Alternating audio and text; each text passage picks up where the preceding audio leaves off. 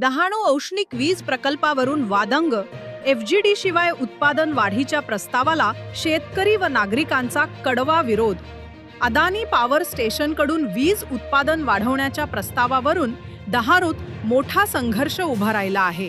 पर्यावरण संरक्षण सुधारणा नियमांनुसार फ्ल्यू गॅस डिसल्फरायझेशन FGD प्रकल्प उभारणे अनिवार्य असताना कंपनीने FGD शिवाय उत्पादन वाढवण्यासाठी अर्ज दाखल केला आहे।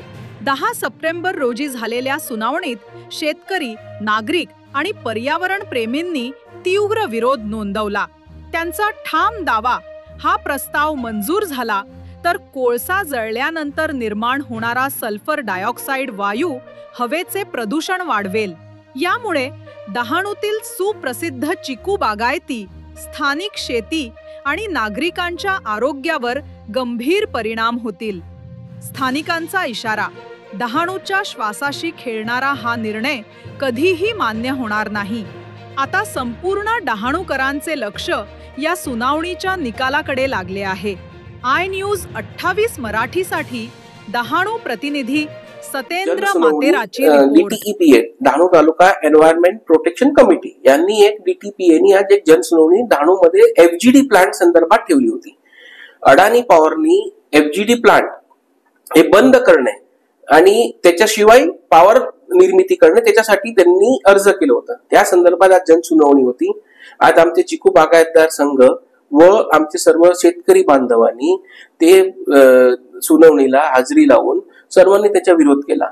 जर सल्फर परत वाढला आणि त्याच्यामुळे चिकू उत्पादन जे ऑलरेडी प्लांट आल्यानंतर कमी झालेलं आहे, त्यांची राख आमच्या चिकूच्या झाडावर बसते आणि ऑलरेडी जे कमी झालेला चिकूच्या उत्पादन आहे, परत जर FGD प्लांट बंद केला तर त्याच्या जास्त इफेक्ट आम्हाला होईल आणि आम्हाला जगणं कठीण होईल। शेतकरीच्या अहवालात काय आहे महाराष्ट्रात सर्वांना माहित आहे।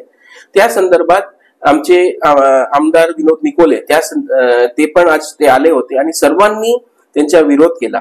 डहाणूला 91 नोटिफिकेशन असल्यामुळे एक साधा माणूस आपलं घर बांधू शकत नाही आणि इथे सिमेंट प्लांट पासून सर्वांना अडाणींना ते परमिशन सर्व देत आहे। DTPA ला पण आम्ही सांगितलं आम्हाला सिमेंट प्लांट पण नको आहे आणि FGD चालूच राहिली पाहिजे, विदाउट FGD वीज निर्मिती नको। आज डहाणू मध्ये वाढवण बंदरला परमिशन दिली, आज डहाणू मध्ये DFCCI ला परमिशन दिली। DTPA जर सर्वांना परमिशन देत असेल तर डहाणू मध्ये आम्हाला घर बांधायला परमिशन का नाही, डहाणू मध्ये UDCPR का लावत नाही, हे सर्व प्रश्न उपस्थित केले। या संदर्भात आम्ही आमचं एवढंच म्हणणं आहे की डहाणू मध्ये जर झालं तर व्यवस्थित विकास करा आणि अडानीला हे FGD प्लांट शिवाय वीज निर्मिती करू नये असं आमचं ठाम मत आहे। त्याला कुठलंही नोटिफिकेशन नाही। डहाणूला 91 नोटिफिकेशन लावलं कारण इथे चिकू उत्पादन आहे, शेतकरी वगैरे आहे। तर हा जर शासनाने कुठला नियम FGD प्लांट काढायचा लावला असेल तर ते डहाणूला लागू होत नाही, कारण डहाणू ही स्पेशल कॅटेगरी आहे। तर स्पेशल कॅटेगरी मध्ये तर त्यांनी ऍक्च्युअली विचारलं पण नाही पाहिजे आणि उद्या वीज स्वस्त झाली तर ते मुंबईला जाणार आहे। मुंबईतील लोकांना 2 पैसे कमी काय जास्त काय कोण विचारते? तर कोण विचारतं का विजेचा काय भाव आहे? तर FGD प्लांट वगैरे बंद नाही झाला पाहिजे आणि ते बरोबरच मी सांगतो साहेब, म्हणजे हा विषय नाही आहे, पण सिमेंट प्लांट पण इथे नाही आला पाहिजे। तो रेड कॅटेगरीचा सिमेंट प्लांट आहे। जर त्याची परमिशन काही आपल्या मार्फत दिली गेली असेल तर त्याच्या साहेब आमचा सर्वांचा विरोध आहे, कारण सिमेंट प्लांट इथे आला पाहिजे नाही। अडाणी असेल तर कुठे घेऊन येऊ शकता, पण आमच्या डहाणू एन्व्हायरमेंट डहाणूच्या लोकांतर्फे माझा आणि सर्वांचा विरोध आहे। तिथे साहेब आपली मेहरबानी आहे की हे प्लांट वगैरे आणू नका। मी असं ऐकलेलं आहे, आम्हाला तिथे जाता येत नाही।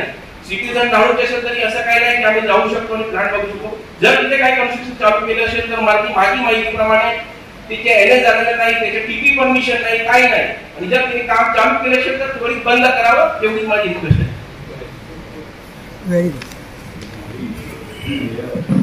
नमस्कार, मी संजय जोशी। FGD प्लांट बंद करण्याचा सोडा अशा तक्रारी आहेत की FGD प्लांट हा नियमित चालवलाच जात नाही।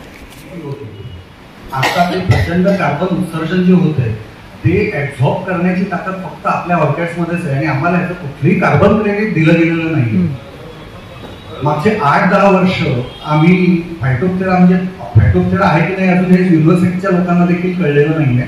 बुरशी सदृश्य रोगांमुळे लिटरली मागच्या 5-6 वर्षापासून 100% नुकसान पावसाळ्याच्या हंगामात होतंय. मला वाटतं अदानी किंवा त्याच्या आधी रिलायन्स कडून कुठलेही आम्हाला ह्या बाबतीत संशोधनात्मक सहकार्य झालेलं नाहीये. SO2चं आता उत्सर्जन 90% जर FGD प्लांट लावल्यानंतर कमी होतोय. SO2 परत तुम्ही म्हणता FGD आम्ही बंद करतो आणि SO2 वातावरणात सोडणार.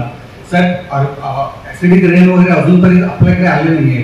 म्हणजे ते पहिली येणारा ऍसिडिक रेन, कारण सडनली SO2ची लेवल वाढली. त्याच्यानंतर आता जे ब्रॉन्कायटिस किंवा अस्थमाचे वगैरे आजार बरेचसे इकडच्या डॉक्टरांकडून आपण जर हे घेतलं तर खूप मोठ्या प्रमाणात रिस्पिरेटरी सिस्टमचे आजार वाढलेले आहेत.